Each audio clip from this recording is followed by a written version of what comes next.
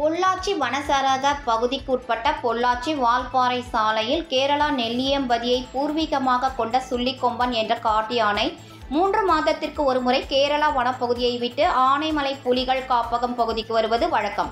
மனிதர்களை எளிதில் புரிந்து கொள்ளும் தன்மை உடைய சுள்ளிக்கொம்பன் யானையின் நடமாட்டம் நவமலை, காண்டூர், கனால், கவியரவி, பொள்ளாச்சி வால்பாறை சாலை மற்றும் மலைவாழ் மக்கள் குடியிருப்பு பகுதிகளில் அதிகமாக இருக்கும்.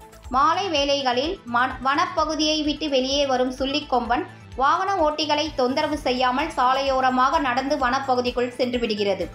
இரவு நேரங்களில் நடமாட்டம் அதிகமாக இருப்பதால் சுள்ளிக்கொம்பன் யானையை வனத்துறையினர் மற்றும் வேட்டை தடுப்பு காவலர் சுழற்சி முறையில் கண்காணிப்பு பணியில் ஈடுபட்டு வருகின்றனர்.